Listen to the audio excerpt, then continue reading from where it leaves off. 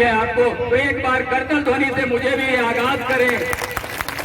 मैं नमन करता हूं पूरे छत्तीसगढ़ व्यायाम शिक्षक संघ की ओर से। प्राचार्य के बाद स्कूल में अगर कोई सबसे करीब होता है बच्चे के, तो वो होता है स्पोर्ट टीचर। आप सारे लोग जानते हैं, कोई ऐसा संबंध नहीं। खेल मैदान में जीना हमको खेलना नहीं सिखाती, बल्कि जीना सिखाती है। कैसे कड़सी रखना है, कैसे संबंध रखना है, कैसे भाईचारा रखना है, कैसे खान पान होता है। आपके बीच 50 साल का ये प्रदेश अध्यक्ष खड़ा है, आप समझ सकते हैं इससे हम लोग मैदान में कितनी मेहनत करते हैं। तब ऐसे जोहरी बनकर, ऐसे द्रोणाचार्य बनकर अर्जुनों को और कर्ण को पैदा करते हैं। ये है हम लोग का परिचय। मेरे बहुत सारे साथी यहाँ पर बैठे हैं, उन्हें गर्व और फक्र होना चाहिए कि हमें ईश्वर ने इसलिए नहीं भेजा है कि हम आए दूसरों की तरह खाए पिए और चले जाएं। हमको ईश्वर ने अगर भेजा है तो किसी निमित्त इतिहास बनाने के लिए, कार्य करने के लिए भेजा है। उसको हम सब मिलकर संपादित कर रहे हैं। मैं बहुत कहानी के माध्यम से छोटी सी बात कहना चाहूंगा। मेरे बहुत सारे सीनियर साथी बैठे हुए हैं, व्यायाम शिक्षक। एक गांव में बाढ़ की स्थिति आती है, छोटा सा गांव रहता है। इस गांव में बाढ़ की स्थिति बनती है। इस गांव के ऊपर में बना रहता है एक टापू में। या बाइट में कोई दिक्कत तो नहीं हो रही? एक गांव रहता है। आप बढ़िया ध्यान से सुनिएगा इस बात को। मैं जितनी बात कहूंगा अंदर से निकाल के कहता हूं, क्योंकि भूखा पेट से बोलता है और झूठा गले से बोलता है, लेकिन सच्चा दिल से बोलता है। इस बात को याद रखिएगा साथियों। एक छोटा सा गांव हुआ करता था। उस गांव के जस्ट ऊपर में बना था बहुत बड़ा डैम। वो डैम इतना बड़ा था कि अगर वो डैम कभी फूट जाएगा तो पूरा गांव बह जाएगा। ये स्थिति रहती है। और गांव के बाहर निकलते ही एक छोटा सा मंदिर था। उस मंदिर में एक चबूतरा बना रहता था। उसमें एक कई पीढ़ी से, उनके दादा परदादा से लेके कई पीढ़ी तक उस मंदिर की सेवा करते रहते हैं। एक समय ऐसा आता है कि अचानक बहुत बारिश होती है, जैसे अभी हो रही है छत्तीसगढ़ में, कई राज्य भारत के डूबे हुए हैं। तो ऐसी स्थिति आती है कि अचानक डैम फूट जाता है। डैम फूटता है, गांव में पानी भरने लग जाता है, घुटने तक पानी आ जाता है। जैसे घुटने का तक पानी आता है तो वहां के सरपंच है, कोटवार से हाका परवाना शुरू कर देते हैं कि देखो भाई, गांव का डैम फूट गया है, ये गांव डूबने वाला है, जल्दी जल्दी गांव को खाली कर दो, नहीं तो हम सब डूब जाएंगे, मर जाएंगे। तो जितने भी जिसके पास प्रॉपर्टी है, गाय बछरू गैया बकरी, अपने जो भी सामान है, उसको लाद के ले जाना शुरू करते हैं।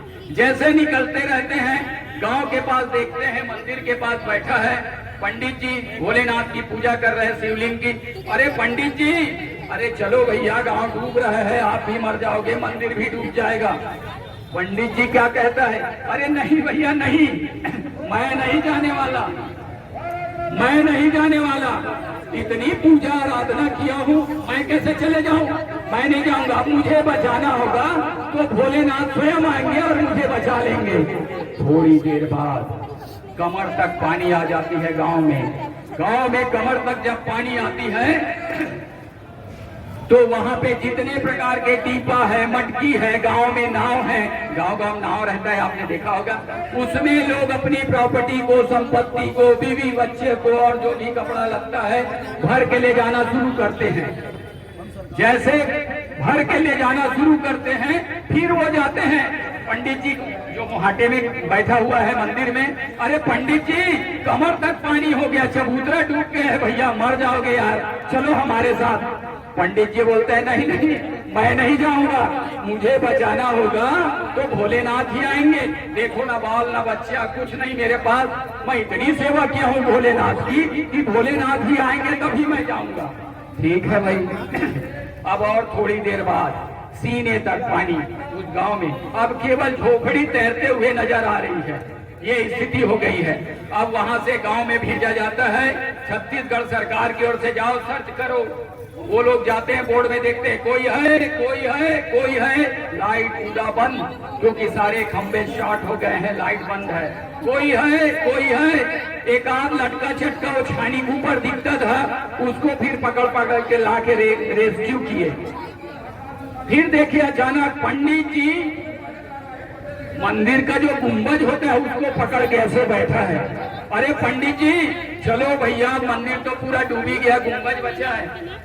मैं नहीं जाने वाला, मैं नहीं जाने वाला। क्यों? मुझे बचाना होगा तो भोलेनाथ जी आएंगे, मैं किसी दूसरे से नहीं जाऊंगा। इतनी सेवा किया हूँ, मेरे दादा पर दादा, मैं शादी तक नहीं किया हूँ, ना पत्नी ना लोग ना बच्चा। फिर थोड़ी देर बाद पूरी तरह पानी लबालब। अब वो भारत सरकार सेना को भेजती है ना रेस्क्यू करने, तो हाँ फोर्स को भेज दी है।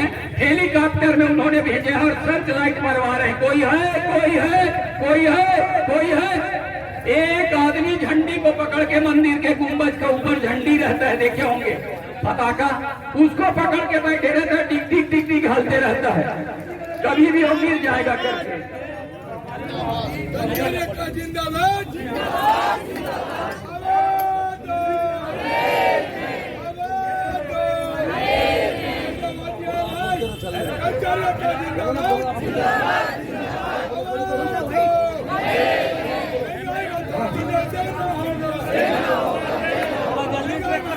आइए फिर हम कहानी के आगे पढ़ रहे हैं, बिल्कुल क्लाइमेक्स में आ गए हैं आप लोग। बहुत ध्यान से सुनिएगा, ये एक बहुत बड़ा संदेश है जो आज सत्ताधारी है और विपक्ष में भी है, उनसे भी।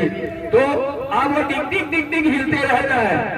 फिर वो सेना का जो रहता है हेलीकॉप्टर, उसमें से सीढ़ी गिराते हैं। अरे भैया कौन हो, पकड़ो इसको आप। अरे मैं पंडित जी हूँ। अरे पकड़ो ना सीढ़ी को, हम आपको बाहर निकालते हैं करके। तो बोलते मैं नहीं पकड़ने वाला, इतनी सेवा किया हूँ, मेरे को क्या छोड़ देंगे? मैं भोलेनाथ आएगा तभी जाऊंगा, उसी के साथ, दूसरे के साथ नहीं जाने वाला। थोड़ी देर बाद वो भी चले जाता है, हेलीकॉप्टर वाला थक हार के, सेना वाला। थोड़ी देर बाद राम नाम सत्य है। किसका? जो वहां पे थे, लटक रहा था टिक टिक टिक टिक, उसका राम नाम सत्य हो गया। अब अति संयोक्ति, इतनी सेवा उसके परिवार ने की थी और उसने की थी, तो भोलेनाथ को उनकर दया आई। भोलेनाथ जी उनको स्वर्ग में स्वर्गदूत लेके भेजे। माता पार्वती, कार्तिकेय जी, गणेश जी बैठे और स्वयं भोलेनाथ बैठे हैं दरबार में। और ये जैसे ही इंटर करता है, ऐसे गुस्से से देखता है भोलेनाथ को। अब भोलेनाथ की हंसी, माता पार्वती की हंसी, गणेश जी का गुदगुदाना और पेट का हिलना, और कार्तिकेय जी की हंसी, इतना हंसते हैं, इतना हंसते हैं। अरे क्या हो गया भैया, वाह, आपने मेरा मान नहीं रखा, ना शादी किया हूं, ना बाल, ना बच्चा है। सब तो बताना चाहता था मैं कि भोलेनाथ आप आते तो मुझे अपने साथ ले जाते। अरे ये किनको किनको, जो लोग मेरे मैं नहीं जानता, उन लोग को साथ मैं कैसे जाता? मेरा दादा परदादा तक काम किया। बोलिए भोले बाबा की। भोले बाबा बैठे हैं अपने दरबार में माता के साथ, और बैठे हैं एक तरफ छोटे और बड़े उनके सुपुत्र कार्तिकेय और गणेश जी हंस रहे हैं। और इनका गुस्सा देखिए मेरे चेहरे से, कभी इधर मुंह बनाए, कभी उधर मुंह बनाए, कभी मुंह फुलाए। तो अचानक बोलती है क्या हुआ पुत्र करके पार्वती मैया, देखो ना माता, कितना गुमान था, कितना गर्व था मुझे कि मुझे बचाने के लिए स्वयं भोलेनाथ आते तो मैं पूरे जहां में अमर हो जाता, मेरा भी इतिहास बन जाता। लेकिन गणेश जी भी मुस्कुराए, कार्तिकेय जी थोड़ा ठहरो, अभी आपको पूरी कहानी बताएंगे करके। उसके बाद स्वामी आप ही बताओ क्या हुआ घटना करके। अब देखिए आप लोग क्लाइमेक्स में क्या बात हुई। अरे पगले बोले भोले जी, तुम तो मेरे सच्चे पूत हो, सपूत हो, जिसको मैंने विकास निर्माण के लिए किया है। जिस प्रकार से क्षत्रिय का धर्म होता है साम्राज्य स्थापित करना, युद्ध करना, वैश्य का धर्म होता है व्यापार करना, ब्राह्मण का धर्म होता है शिक्षा का दान करना, और शूद्र का कार्य होता है सेवा करना। तो मैंने तुमको शूद्र बना के, ब्राह्मण बना के धरती पर भेजा, लोगों के बीच में ज्ञान का भंडार फैलाओ, ज्ञान का उपदेश दो। लेकिन तुम धरती पे गए और तुम मुझे एक बार बोले कि भोलेनाथ जी आओ और मुझे अपने साथ ले जाओ। मैं बोलता हूँ मैं एक बार नहीं 4 बार आया था आपके पास। वो सबसे पहले मटकी में ले जाने वाला, टीपा बांध के ले जाने वाला कौन था? वो था हमारा कमल वर्मा भैया, और फेडरेशन का पहला नोटिस जो सरकार को भेजा गया था। दूसरा कमर तक जब पानी आया, नाव निकला कर्मचारियों का, उसमें हमने सब सारा सामान रखना शुरू किया। 5 दिन का हड़ताल खड़ा करके फिर आपको अवगत कराया कि अब हम जा रहे हैं धरना स्थल पर, अभी भी समय है, सचेत हो जाओ। कमल भी और पूरे 130 संगठन के साथ हमने फिर संदेश भिजवाया और गांव की मोहाटी में कहा कि चलो हमारे साथ सवार हो जाओ, लेकिन नहीं। और तीसरा संदेश था जब हमने रेस्क्यू करवाया, कोई है, उस समय हमने अवगत कराया कि अब हम अनिश्चितकालीन आंदोलन में जा रहे हैं। ताली बजाइए साथियों, आप अनिश्चितकालीन आंदोलन में जा रहे हैं। और 5वां हेलीकॉप्टर था हमारा, इस मंच पर बैठे हैं, तब भी हमने सूचना दिया कि अब हमारा अनिश्चितकालीन आंदोलन शुरू हो गया है। अब आप बताइए, भोलेनाथ जी कहते हैं, एक बार बोलते हो, मैंने आपको 4 बार खबर भिजवाया, 4 बार। अगर इसके बाद भी आप नहीं समझते तो फिर आप सब जानते हैं क्या हुआ था मंदिर के ऊपर झूलने वाले का। तो ये चीज आप सब समझ लिए होंगे। अगर मेरी बात आपको अच्छी लगी होगी, आपके जेहन तक पहुंचाने में मैंने सफल हुआ होगा, तो मैं आप सबसे प्रणाम करता हूँ, मंच को प्रणाम करता हूँ। मुझे बहुत देर तक बोलने का अवसर मिला, आशीर्वाद रहा। एक चीज कह के जाऊंगा कि इस दिल ने गम इतने सहे हैं, इस दिल ने गम इतने सहे हैं कि अब खुशी धोखा लगता है। इस दिल ने गम इतने सहे हैं कि अब खुशी धोखा लगता है। आंधियों का इतना सामना किया है कि तूफान भी हवा का झोंका लगता है, तूफान भी हवा का झोंका लगता है। बहुत बहुत धन्यवाद।